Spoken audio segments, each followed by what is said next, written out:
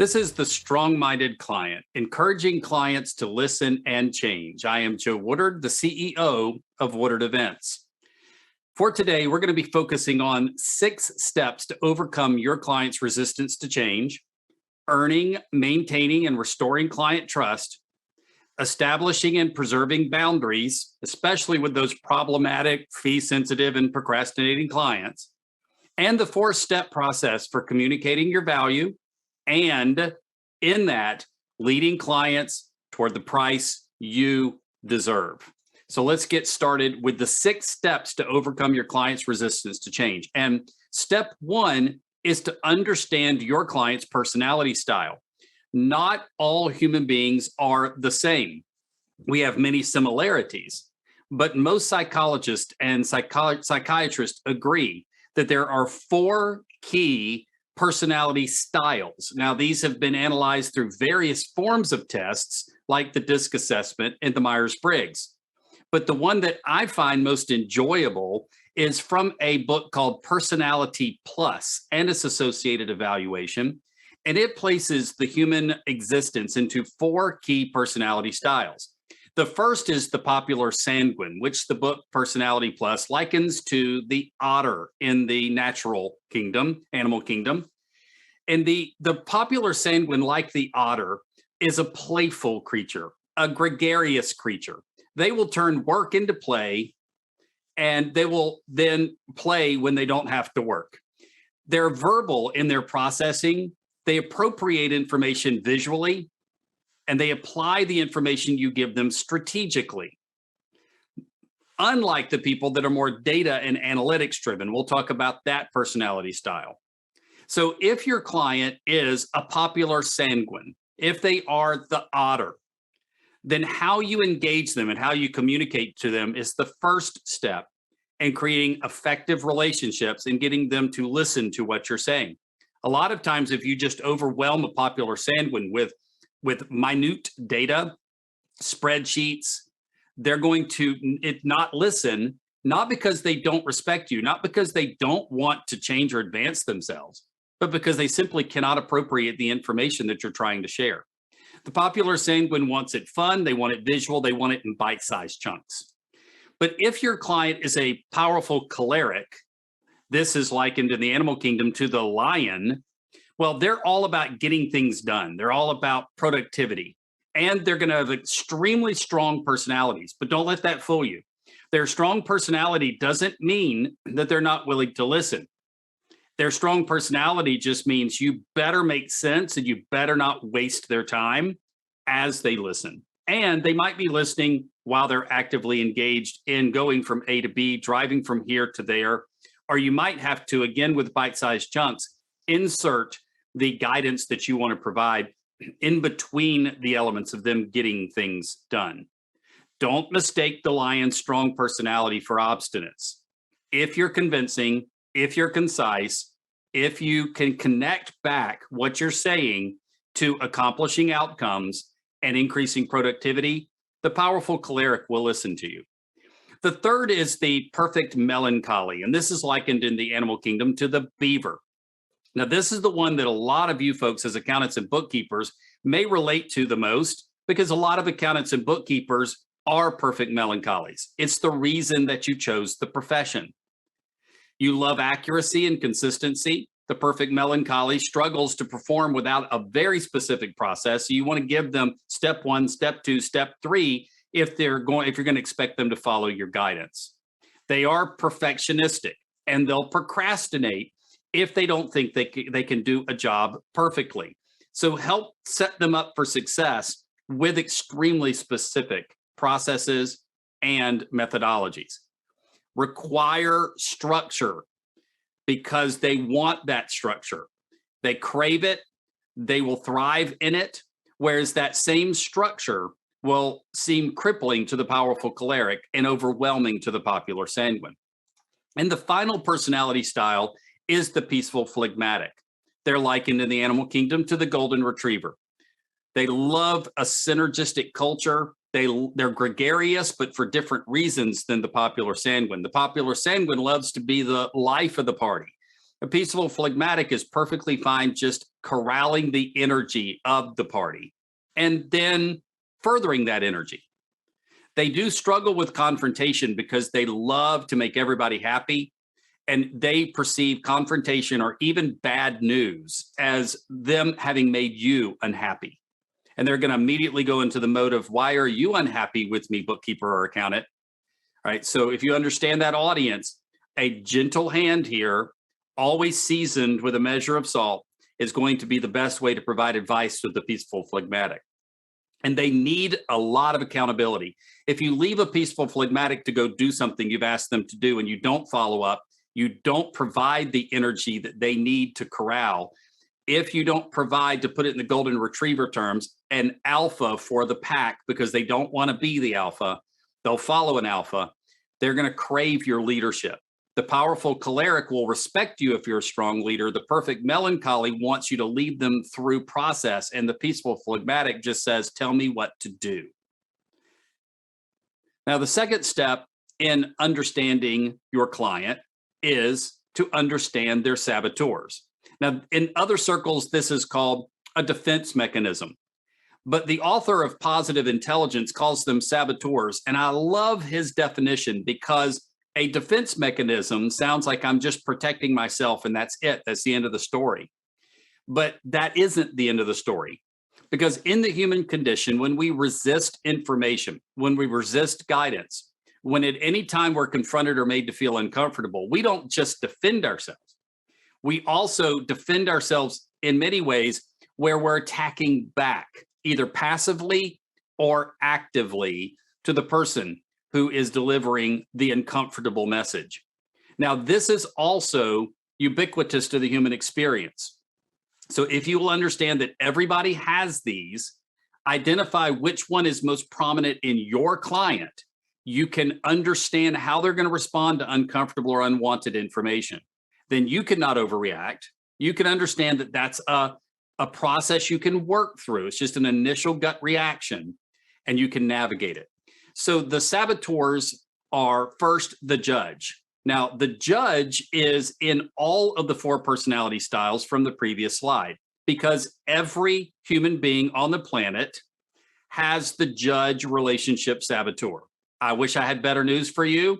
You're probably judging me right now because you didn't like what I just said, because your judge rose up and, some of you, if you didn't accept that, well, might have said, who do you think you are? Because the judge loves the phrase or the thought. Who do you think you are? All right. You think you're better than me? That initial human reaction is the judge lashing out in a defensive mechanism, but the best defense is a good offense, says the judge. And it compels you to constantly find faults with yourself, with others, and with your conditions and circumstances. See, the judge can be internalized, and that's a form of saboteur. I'm going to be so busy judging myself that you don't have to judge me. It's a form of defense mechanism. But also in the judgment of myself, I'm going to make myself so much better so that I will alleviate the need for judgment in the future. Now, since we all have the judge, I would encourage you, and I would have you encourage your clients to channel the judge away from judge of self and away from judge of others and into a judgment of the circumstances. To ask yourself not who is the problem here, but what is the problem here? And then to further curtail the judge from being a judge of circumstance to an evaluator of circumstance.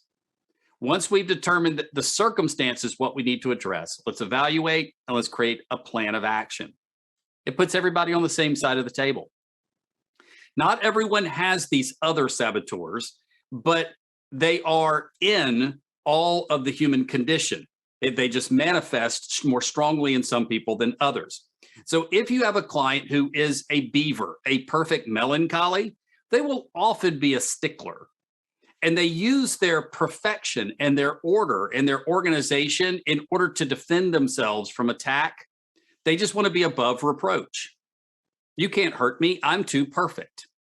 And then the golden retriever loves to use a pleaser methodology. Now, this is still a defense mechanism. They're just going to make you like them so much that you're never going to want to hurt their feelings. You're never going to want to attack them. And when when it's perceived that they're attacked, they're going to pour on the extra niceties. Sometimes it's passive aggressive to make you feel bad for their perception of attack. Most of the time, it's just to try to re-endear you to them because they don't like conflict and they don't like strain in relationships. The hyperachiever saboteur is in the otter from a visionary perspective, the lion from a production side, and the beaver from a process side. So a lot of people have the hyperachiever, and they attempt to gain self-respect, significance, and the respect of others through their extreme levels of performance.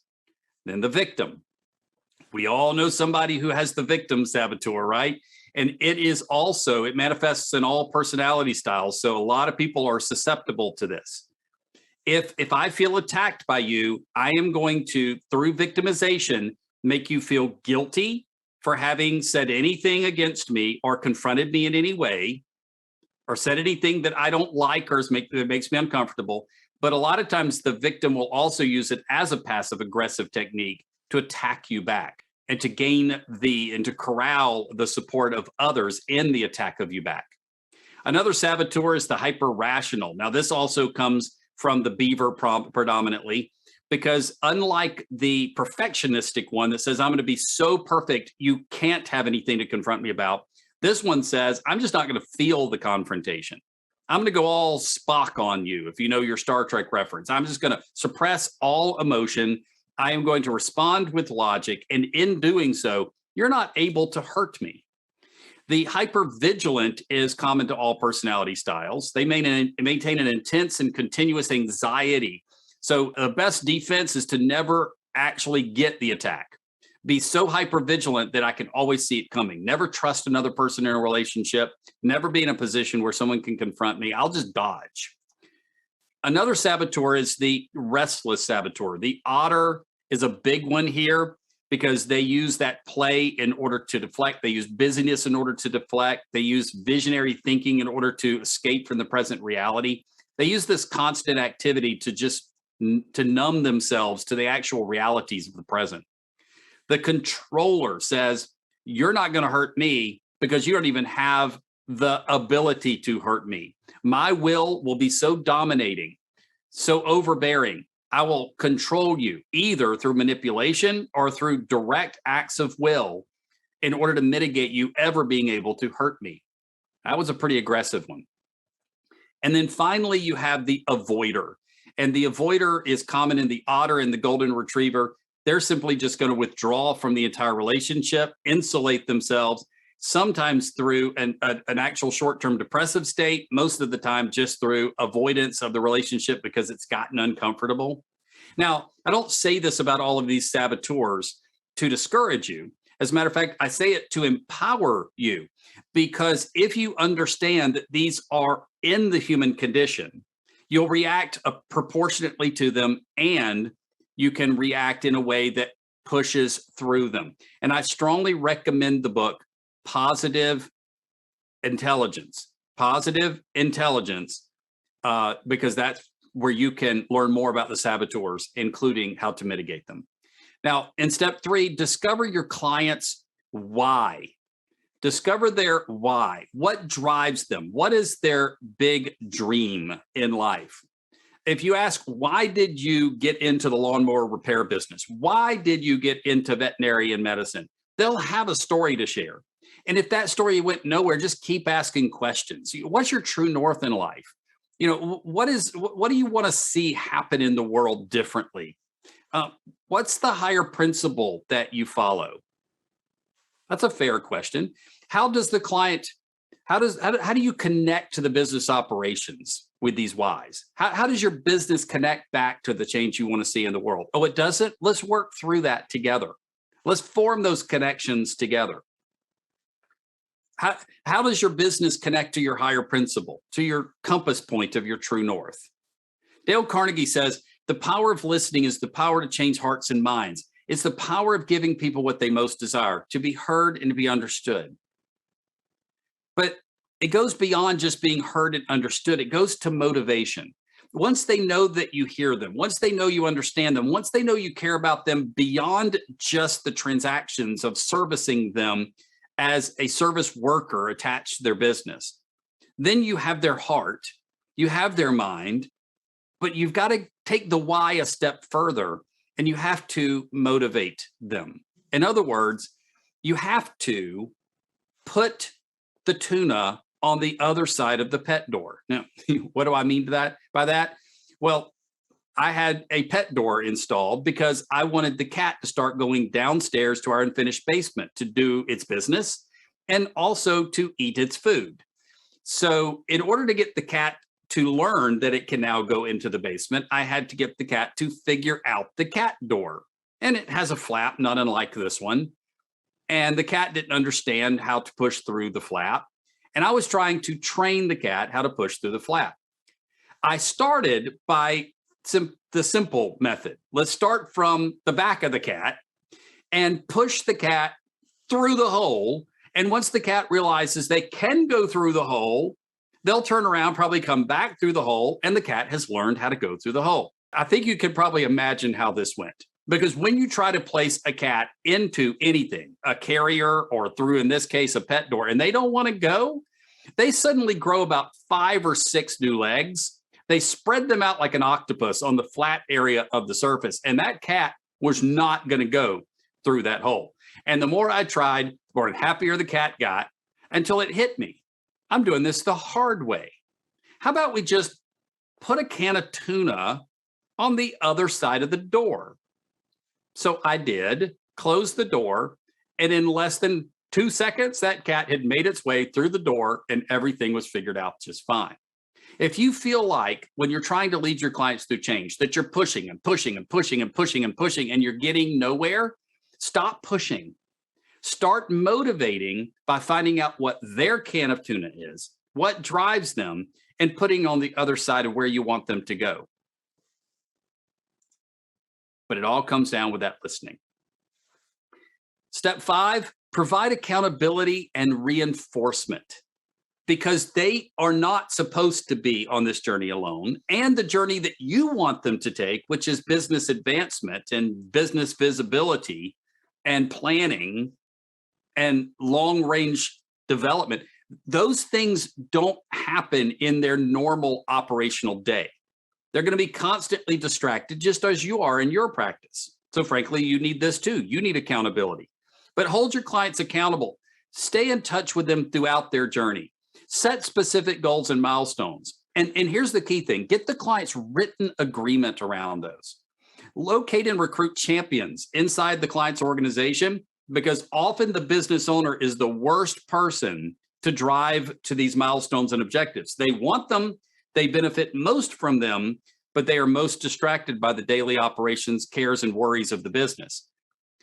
Regularly connect back to the why. Remind them of the can of tuna. Remind them why they need to go through the door and what the goodness is on the other side. And then when they fail, not if, when they fail, use those failures as a data point, a form of evaluation, a way to learn, and set the expectation at the very beginning that they will fail, because failure is a part of the path of advancement. I could stay where I'm at and mitigate failure, but then my whole life would be a form of failure. I'd rather have the little trips along the way than fail on the whole journey. Keep reminding them of that and have them not be discouraged by the little trips. And exercise frequent and small confrontations, because if you let things build up until they become a powder keg, not of anger, but of just, now that we haven't looked at our business plan for the last 6 months, let's bombard you with everything that you did wrong the last 6 months. No, these need to be very high touch point steps along the journey. So when you have the small confrontations, you mitigate the need for big confrontations. However, sometimes a big confrontation is necessary. Sometimes you have to look the client dead in the eye and tell them that they're wrong. Tell them what they don't want to hear. I went to a parenting seminar, and the leader of the parenting seminar said that the unintentional parent is unintentional in 2 ways. They live to make their children happy, and they react when their children make them unhappy. So I turned to my wife in this parenting class and I said, that's true of parenting, and it's also true of bookkeepers and accountants. because so many bookkeepers and accountants, that's your existence. Live to make my client happy, react when my client makes me unhappy. And the client's going to make you unhappy a lot because you're not leading them through to change. Instead, understand, just like when you're a parent, and every parent gets this, sometimes it's your job to make your child unhappy. I make my 14-year-old daughter perpetually unhappy because I won't give her Snapchat. It's just my parental decision. It's not a good fit for my daughter. So yeah, ask her any given time. I could pull her onto the camera right now and she'd go, he's right. I'm perpetually unhappy, but I'm doing my job by making her unhappy. So you need to sometimes tell your client what's hurting them, what they need to stop doing, who they need to fire in their organization. Do it with the right time, turf, and tone, but don't avoid doing it. They will respect you for it. So those are the 6 steps. Now let's talk about the power of trust, because all of those steps are exercised on the platform of trust. You've got to earn it, you've got to maintain it, and when it breaks, you've got to restore it. So first, I want to define what I mean by trust, because all trust is not equal. The first form of trust is interactive trust. With interactive trust, I say, I trust the way you are going to react when I do things that involve a lot of maturity in our relationship, like confront you, like share my vulnerabilities with you, inconvenience you, but I'm just imperfect. I've got this saying, I didn't come up with it, I heard it, but I've put it in my pocket and I live with it, that the world is filled with messy people working with messy people trying to make the world a little less messy. I like that phrase because it's true.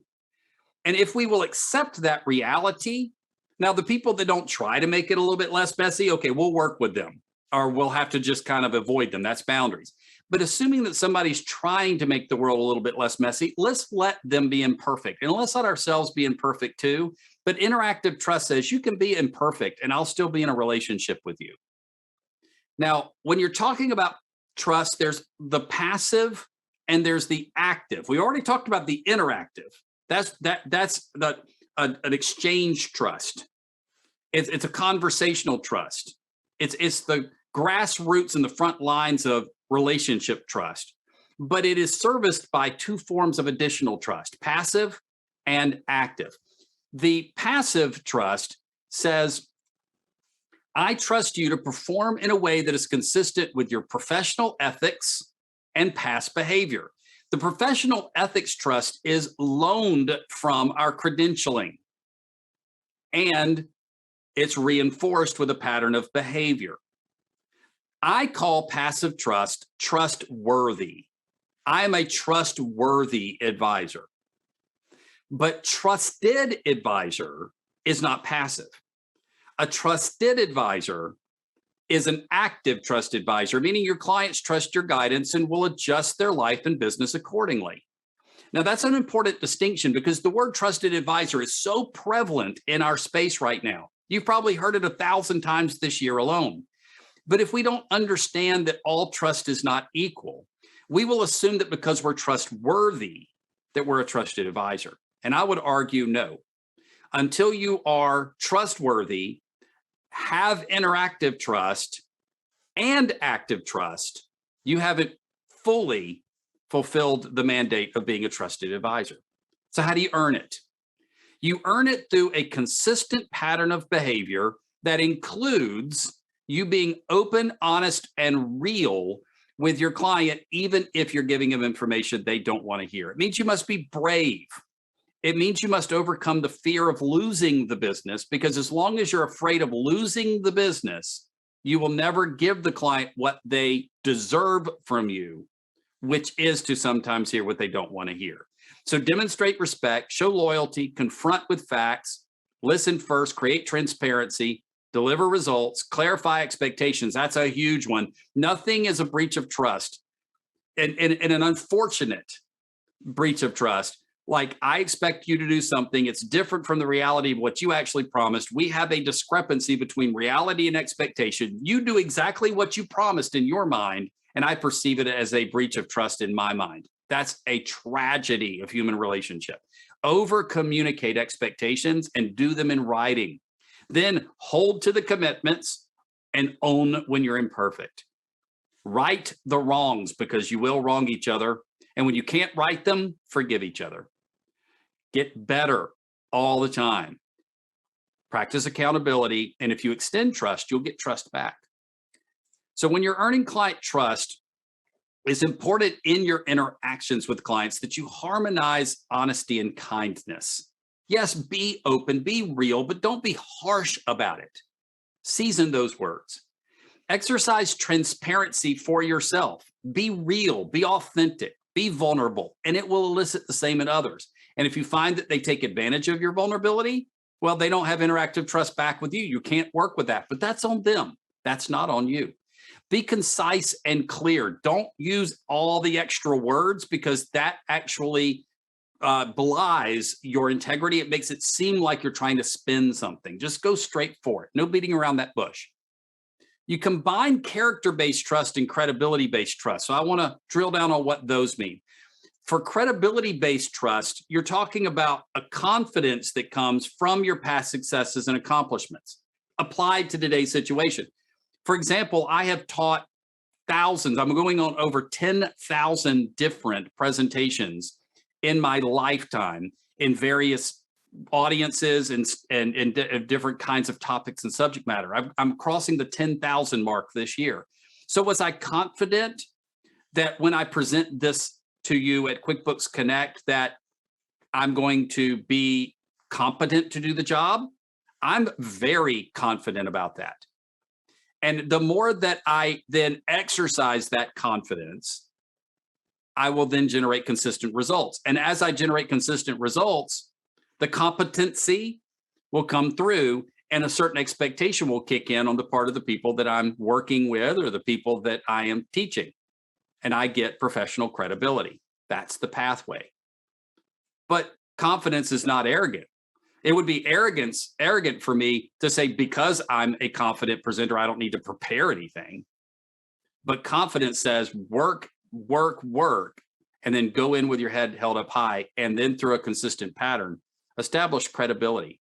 So if I have interactive trust and I have character and I have credibility, I will generate active trust. And this is probably the most important slide in this entire segment because it puts the whole thing into an equation. And we love equations. Interactive trust plus character plus credibility will result in active trust. Your clients will listen to what you say. Now, when trust is broken, it needs to be restored. So first, I want you to consider the client's character and intent, because if they don't make it past step one, you move on. If they're not a person of character, or if they had intent to hurt you, then there is no pathway for restoration. However, if they have a solid character and if they did not intend to hurt you, you can move on to step number two. Before we get to step number two, Stephen Covey says, people tend to judge others based on behavior and judge themselves based on intent. Now, this is an important distinction because it kind of gets back a little bit to the expectations thing, but it also gets to what is the actual character play here. If your client failed you, breached your trust, might they have intended to do the right thing and they just failed? What about in the inverse? Did you truly intend to do the best thing for your client and you simply failed? Or are they going to try to perceive that as a character problem? Get past the character judgment, the arbitrary character judgment, and get to what did they really intend to do? And it'll get you past step one. Then in step two, you determine the nature of the trust breach. So now you've moved from the person to the circumstance. Remember that. And then you're going to evaluate the circumstance. So is it a competency issue? Do they just need more learning? Because we've already determined in step one, it's not a character problem. But if there's a character trust breach, well, then we've hit a roadblock again. A competency trust breach, we can address that. Let's move to step three. Agree with the client on the specifics of restoration. So this was supposed to happen. This actually happened. What's the difference? And how do we put it back on the rails? Now we're both on the same side of the table. We're evaluating a circumstance and we're creating a pathway. That pathway to restoration must be formalized. That pathway to restoration must be contractual. It must be signed, not just because of the fact that there's trust that has to be restored and documents are the symptom of a lack of trust on one level or another, but because it will make the expectations clear so that you don't have another expectations gap and then have another perception of breach of trust that would just add salt to the wound. Step 4, you want to hold the client accountable. Hold them accountable to stick to their contractual agreement with you. Now, when you have trust, when you understand who your client is, when you have exercised the steps in order to influence them, when you're operating in an active trust environment, you're now in a powerful professional relationship. The client is depending upon you. They have made you part of their leadership team.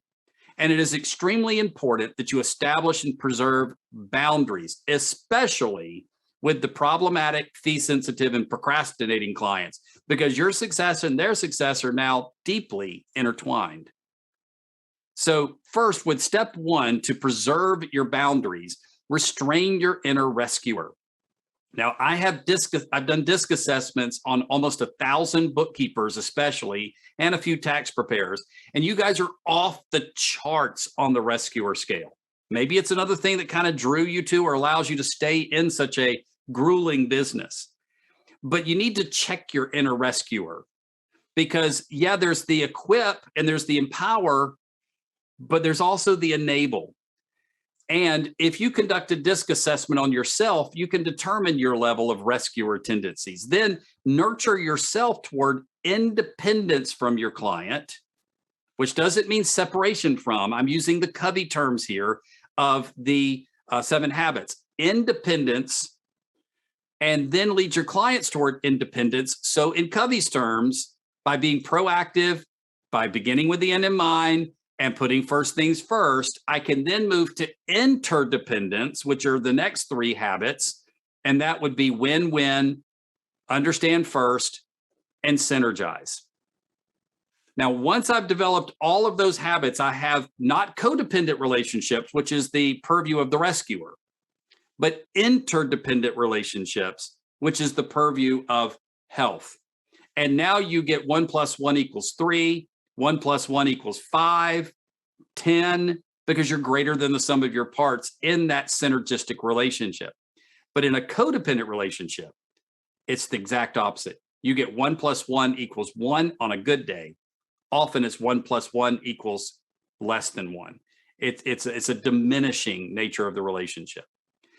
Clearly communicate your process, because the client needs to understand that it's not just the outcomes of what they're going to do and you're going to do, but it's the process that they're adhering to. And if they don't hold to that process, if they don't hold to those deadlines, if they don't use the technologies that you need them to use, well, then they're not being a good relationship partner with you. They're not respecting your boundaries, what you need in order to service them. You want a written covenant, again, about deadlines, about processes, and about technologies. Never reward bad behavior with positive reinforcements, not even passively. Don't let them slip past a deadline. Don't enable them to not get you the information you need and then make it up on sweat and then take a write down on the engagement. And you want to fold the compliance of the technology into the pricing model as well as the deadlines. So if they insist on using technology you don't want to use, well, you could just fire them or not take them as a client, but you could also take them as a client and charge them more and write it into the agreement why they're paying a premium. And I love the passive exercise of an option for the delay of engagement. I know that was a mouthful, but if the client's going to delay your engagement by not getting you the information you need, your contract needs to say that they have passively exercised a delay of engagement option, and that option comes with a price or an increase in the overall price at the end, either a price per option or an increase in price at the end. Be reasonable with your process, though. Understand that the client does have a business to run, so you want to set them up for success and exercise a certain amount of grace periods into those deadlines. Minimize what they have to do. The technologies will help that. Modernize those technologies then. Make sure that they can get to you through a mobile app in a secure way. Provide sufficient lead time. Remind, check in with those clients. And deadlines permitting, you can adjust your client's business environment or seasonal workloads. You could change their fiscal year end, or you could just change how you extend their return or don't extend their return.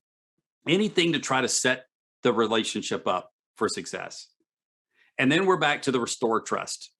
If something happens that doesn't fire right in steps 1, 2, and 3, well, see the previous segment and then get it back on the rails. Step 5, sometimes you just have to fire the client. It's just part of it. Maybe because the client doesn't take ownership of their mistakes, or maybe the client refuses to be coached. They won't adapt to your process. They're just incorrigible. So the ultimate in step 5 here is when you've done everything else in this presentation and you've done therefore all you can do, you have to fire. And I would say a measuring, not maybe a definitive measurement, but a measurement to look at, a performance indicator in your practice, is how many clients do you fire a year? Because if that's not a healthy enough number, it may be that you have a boundary problem holding your client to the standards that you say must be present in our relationship. So when you proactively prune your client base, you need to consider the questions like, am I compatible with the company operationally? Maybe I'm just not the best professional for them. And if it's not a fit, it's not a fit. There are a lot of reasons on the slide why it might not be a fit. Not just that the client's not coachable, but once I get into the business transformation business and I don't agree with what they're producing, it's not in keeping with my worldview or my personal values, do I really want to further that? Well, maybe I refer them away to a client who shares their values. Am I compatible with the company operationally, meaning that do I fit their specialization? What about their core services that I offer? Are they compatible? Are they a fit? Or am I trying to serve a hamburger at a Starbucks? And I want to wrap up today with the 4-step process for communicating your value, because this is part of change. And this is part of leading the client to the results that you want to see. That means them paying you what you deserve. I love the TED Talk where Brown says in her TED Talk, she leads out with, "You will never be paid what you're worth." And then she lets that hang there for a second. "You'll never be paid what you're worth." Then she continues, "You'll only be paid what your client thinks you're worth." It's powerful, but she doesn't stop there. You'll never be paid what you're worth. You'll only be paid what your client thinks you're worth. And then she hits you with a zinger, and you get to control their thinking. And that's what we're talking about in this 4-step process. You get to control their thinking. How do you get them to accept the price you deserve? Well, here's the 4-step process. First, you focus on the return on investment, because that's the business world. If I invest $1 in you, I expect to get something not worth $1 back, worth more than $1 back, because a business doesn't exist to be efficient. It exists in order to generate wealth for its customers. If you are a utility, then the client will invest $1 and not need a return on investment. But I encourage you not to be a utility. I encourage you to be an asset they can leverage to the advancement of their business. That's the reason that you're in this presentation, to get them to listen to you, to be coachable. So without the ROI, you are in their general and administrative expenses, your overhead. To move from overhead into something that's wealth generating, you have to begin with the end in mind. How will your engagement of me, how will the advice I'm giving you, if heeded, result in a financial gain for you, or a cultural gain, an infrastructural gain, a psychological gain? It could be non-financial. But what is it? Where is the pain? Where does it hurt? There are only 2 things in this world people will exchange their hard-earned money for, and that is how you make me feel or how you solve my problem. So address that. What's the feeling they need to feel? What's the problem they're trying to solve? How are you the answer to that problem? Then present it into a formula. The formula must clearly state exactly how what you're going to do plus what they're going to do generates this X outcome. And that works best in this conversation if it's financially measured. If you will engage me for accounts receivable analytics and bad debt expense mitigation, I will save you $20,000 this year in bad debt expense. That's a formula. Now, if we play from that formula, the client will almost always disagree with the outcome. Oh, well, no. See, I had a big account. That's not going to happen again. I don't think you could save me 20,000. The moment they start challenging the output of the formula, but not the formula itself, you've already won. Because they've already, what they're telling you is, you can save me on bad debt expense. I'm just disagreeing with how much. That's a win. So if the client says, no, you can only save me about 10,000 in bad debt expense, say, okay, well, then let's work with your number. Now, what do you do with $10,000 worth of wealth generation for your small business client? You've still just moved from overhead to to something that is advancing the business. And if you were to say, all I really want is a percentage under the wealth that I'm going to generate. So if you pay me $5,000 to manage your bad debt this year, I'm just throwing out hypothetical numbers, then you're saying that I'm going to give you a return of 2x. But what if I'm the one that's right? What if I give you a return of 4x? Either way, if I only save you $5,000 in bad debt expense, you have nothing to lose. And you end every one of these pricing conversations with that simple statement. So what do you have to lose? And that's how you get them to accept your price. Well, thanks for watching. Now, go build that active trust, start changing lives.